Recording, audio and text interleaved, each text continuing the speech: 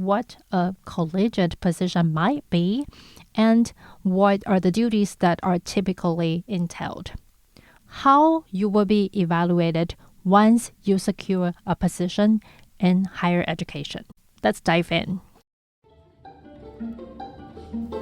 Hey there, welcome to the Conductors podcast. I'm your host, Carolyn Ting, a conductor with over 20 years of experience working with professional symphony orchestras, opera houses, new music groups, and vocalists.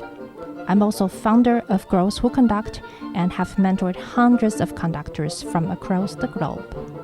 I created the Conductors podcast to share all the behind-the-scenes secrets with you while I interview conductors, musicians, and business gurus from around the world.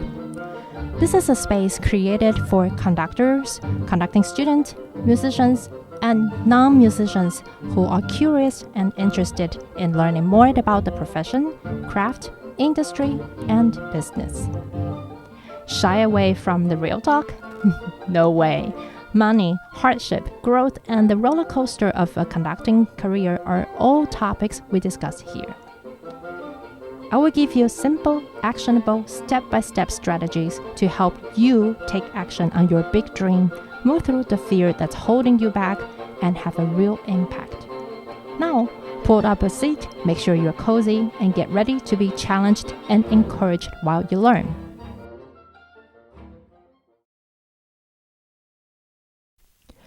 Hi there, welcome to episode number 13 of the Conductors podcast, and happy almost New Year. I'm your host, Carolyn Ting, and I'm thrilled that you're tuning in with me today. I hope that you are having a great time with your family, your loved ones, or with your loved scores during this time of the year. Since it's now almost the new year, I thought we will have a special episode talking about one of my current positions, a collegiate conducting position.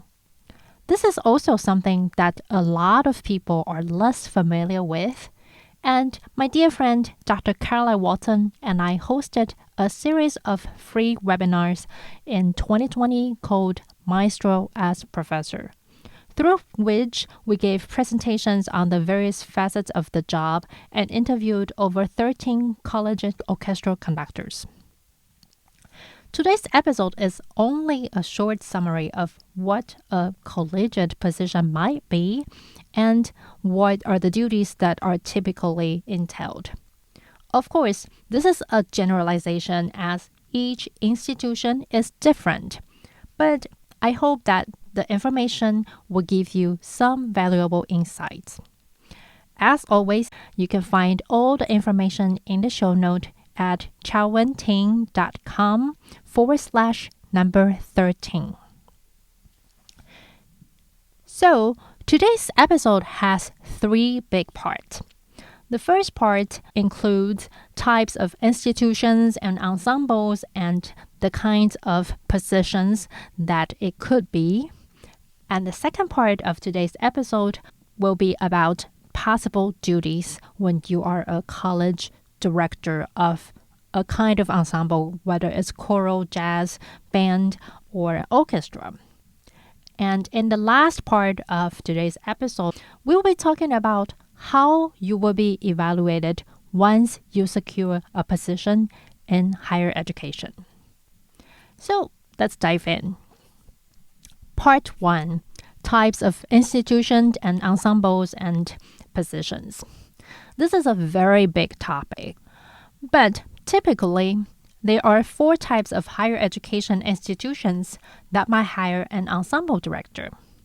They are either a university, a liberal arts college, a conservatory or music school, and the last type is a junior or community college.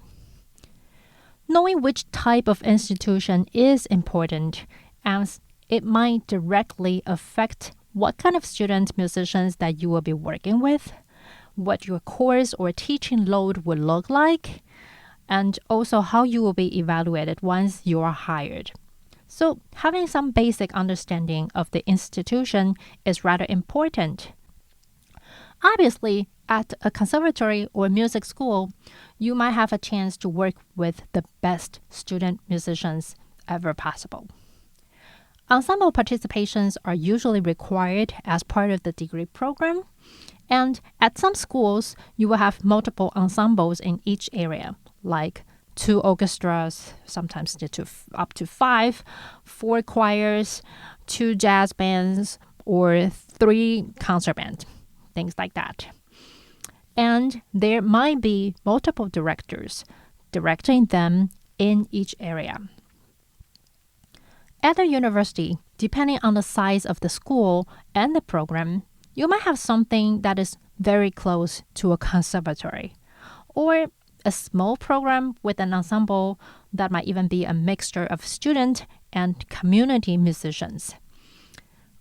Or it could be a big school with a small ensemble program, or vice versa, a small school but with a really promising and full of potential ensemble. So there are a lot of variants here.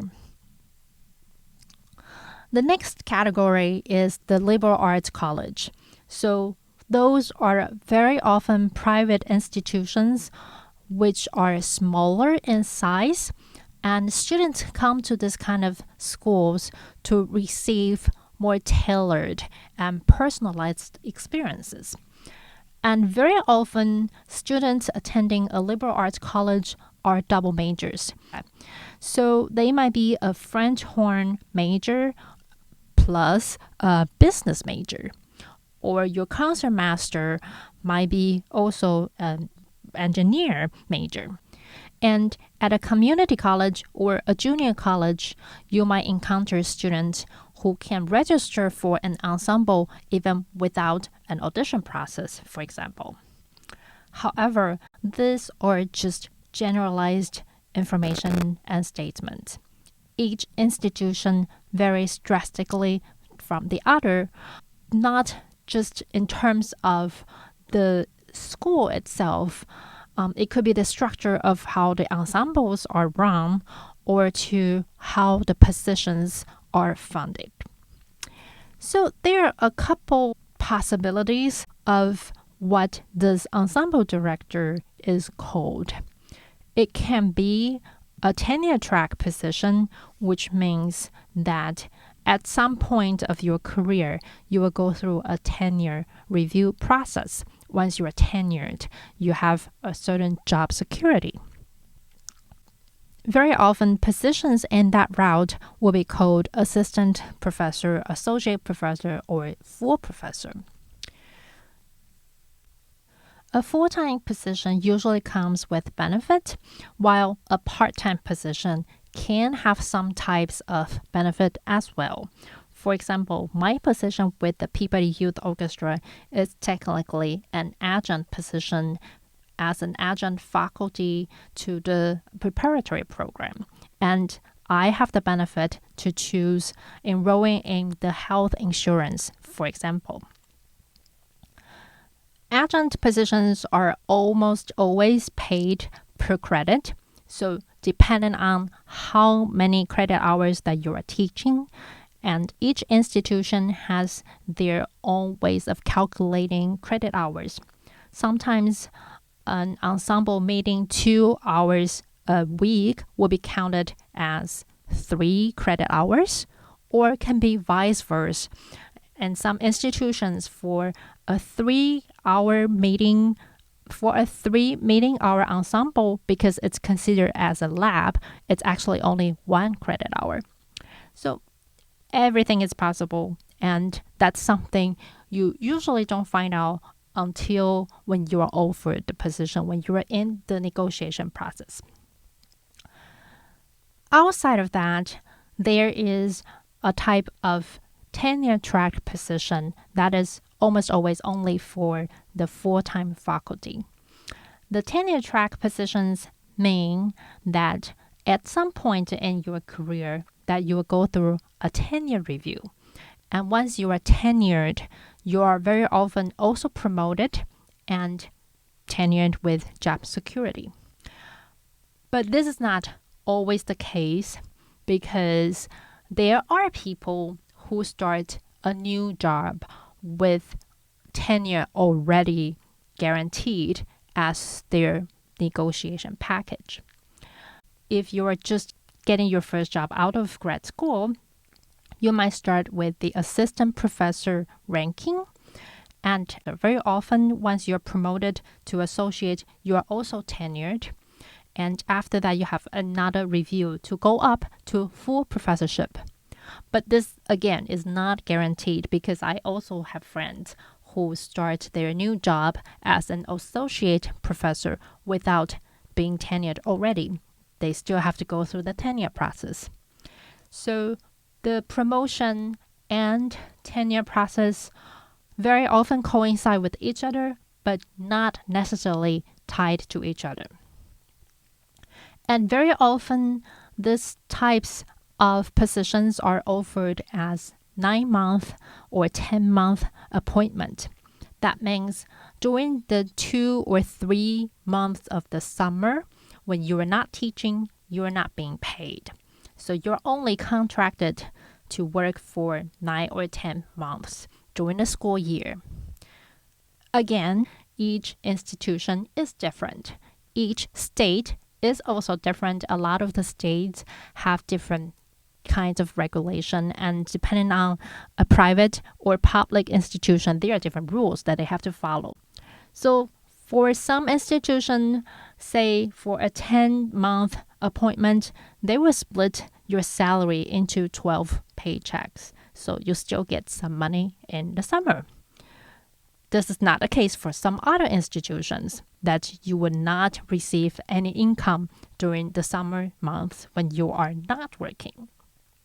But those things are detailed and usually not necessarily as part of the job description when you are applying for jobs, but something that you really want to find out as much as possible once you have an offer to start negotiation.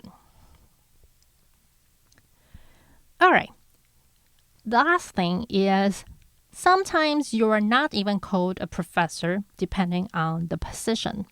You can be a lecturer or senior lecturer, or I have seen titles like practical professionals or professional professor, whatever they all mean. But just know those titles don't necessarily equal to a certain type of pay rank or tenure position. Each individual position and program is unique, and you want to ask that detailed questions when you are negotiating your first contract and once you get a job and start learning everything about what you should be doing.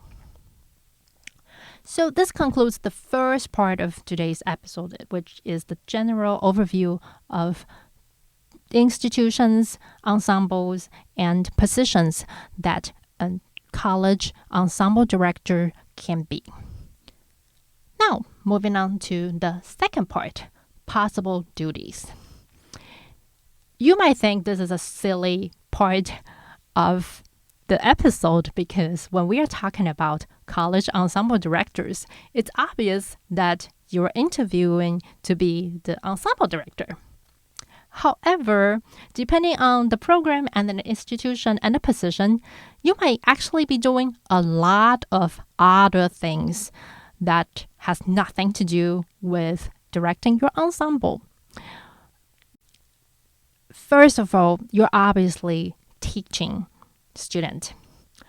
And the teaching can include directing ensembles of your area, sometimes also other areas. For example, when I started my position at Georgia Tech, I conducted the symphony orchestra, the concert band, and we started a new string orchestra. And I also supervised chamber ensembles. So I had kind of 4 different types of ensembles under my supervision. I conducted 3 of them, the 2 orchestras and the concert band, and I had a string faculty helping me to organize the chamber music program. You might also be conducting opera or musical, depending on the school. If they have annual or once per semester performances of this kind of theatrical production, you might be invited to conduct, or they might have someone specializing in conducting those productions that you don't get involved at all, or that they use your ensemble student to play for their performances. So say when during opera seasons, you don't have to rehearse orchestras. The second part that is commonly seen is teaching conducting. This can include teaching graduate conducting student or undergrad music education classes. But this is also a common course that you will be teaching at a college level.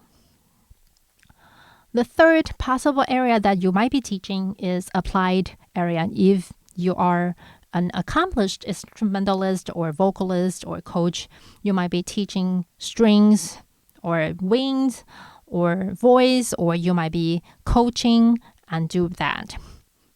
Or you might be not. You might be hired just as the conductor and teaching conducting. The last part that you might be teaching includes other types of academic courses.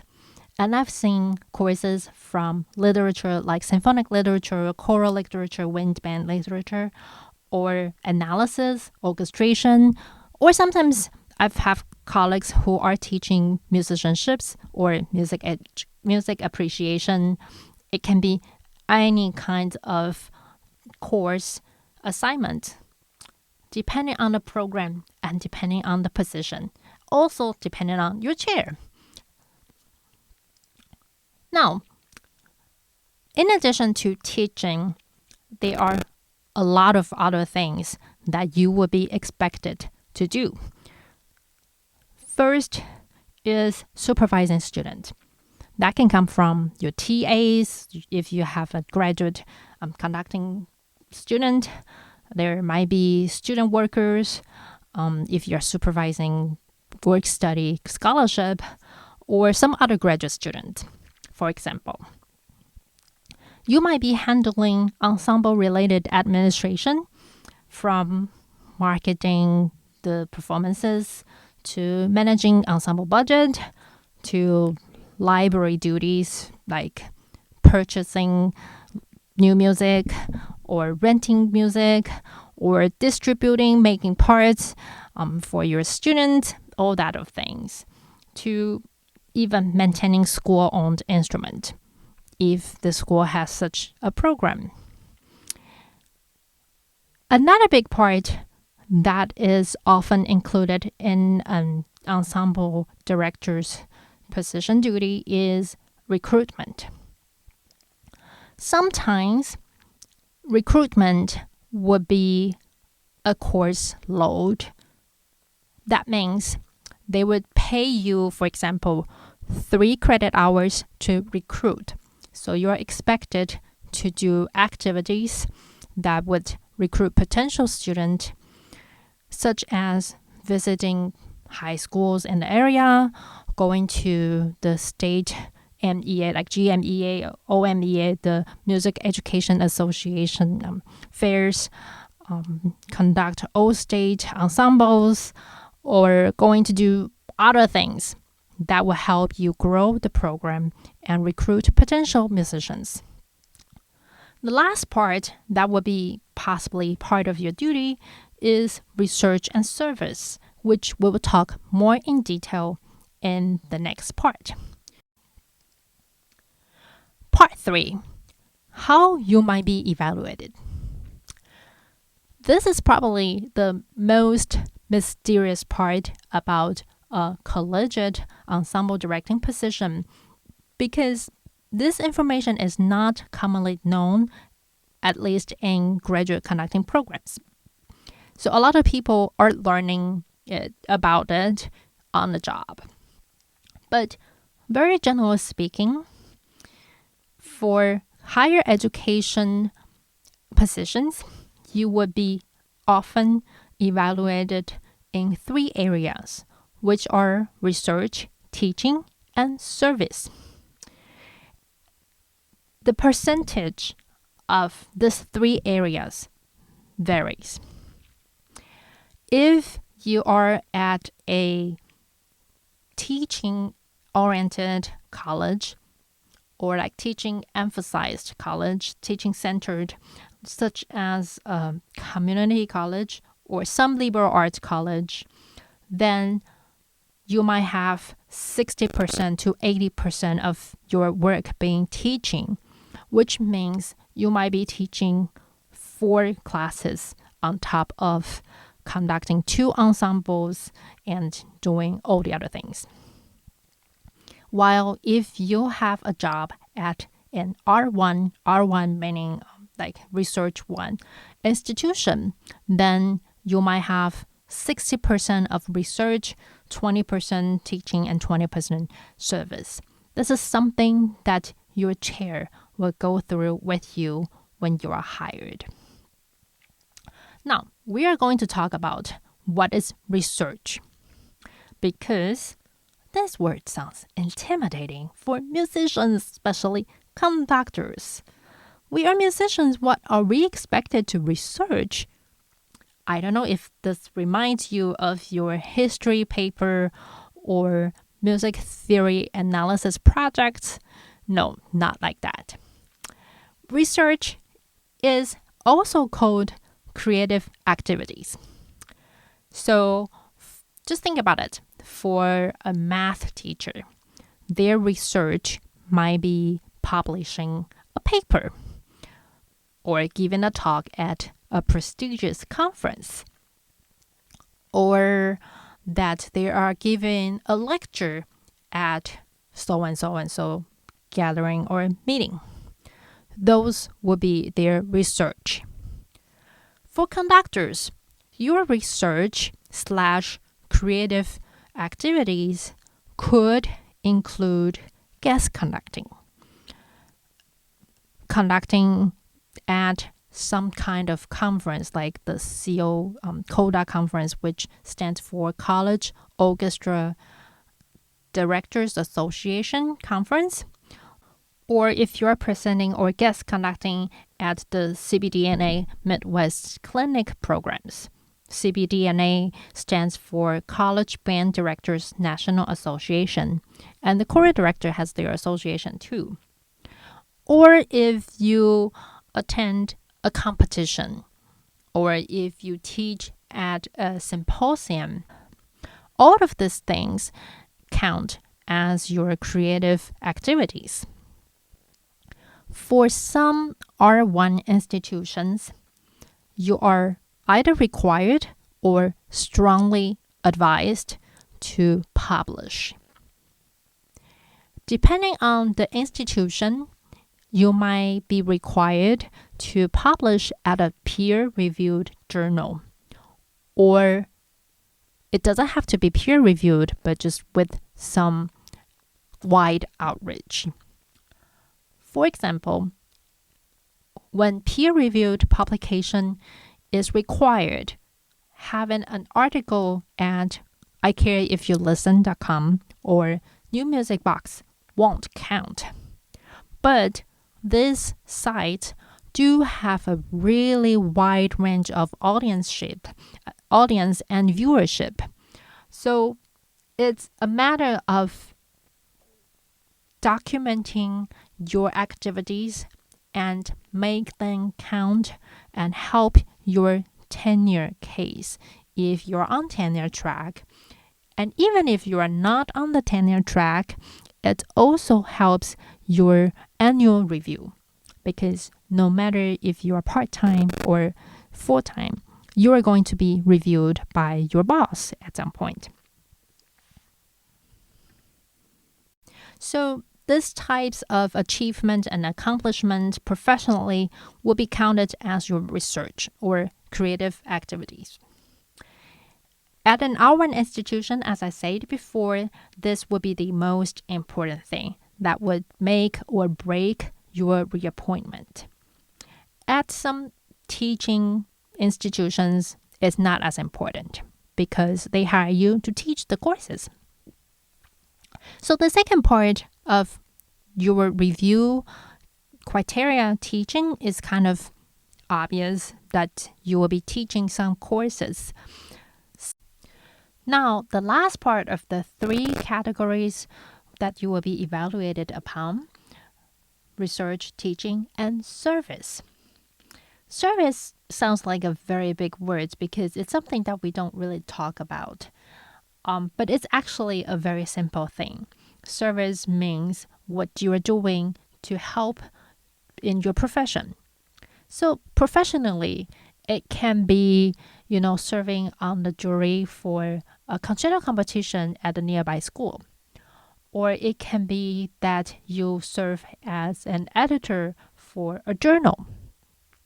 Or you can serve as an officer for your professional organization, such as CODA, CBDNA, or the Choral Director Association.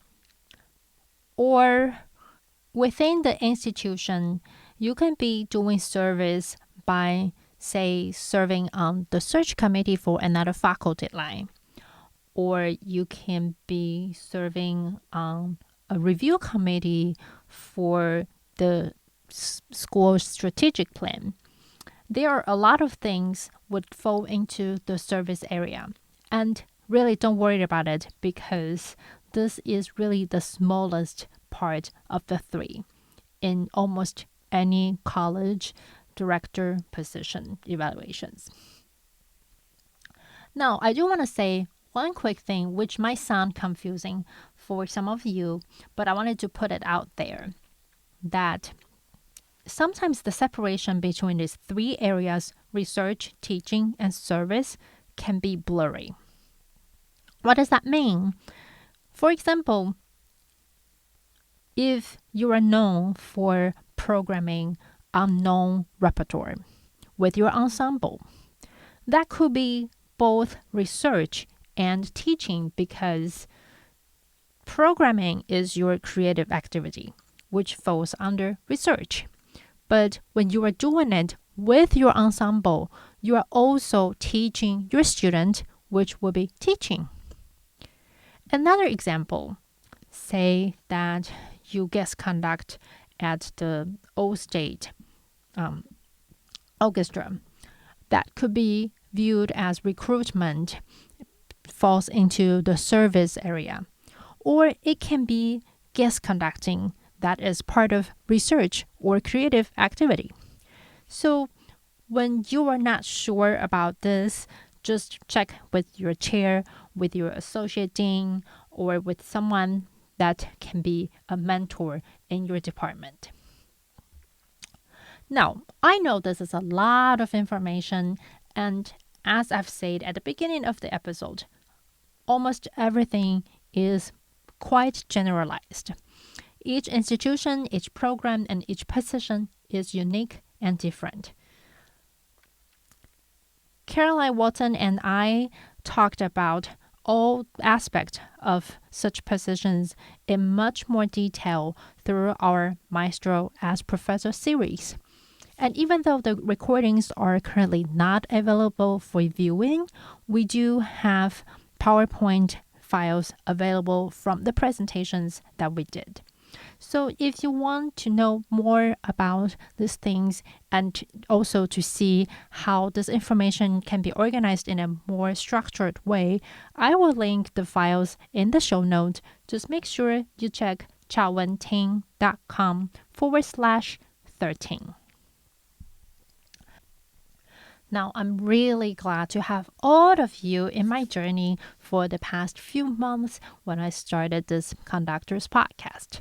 Now we are at episode 13, and I'm so proud of every one of you. This past 2 years has not been easy for anyone, and challenging would be an understatement. But we made it, and 2022 is just right at the corner. I really want to say that I appreciate every one of you here listening to this episode. And in the January episode, we have several really good ones because I interviewed good friend Kalina Bovell when she will be talking about her time management and productivity tips, and my friend Elizabeth Askren talking about networking skills, and a lot more. So have a great holiday season, take good care, and I will see you in 2022. Bye for now.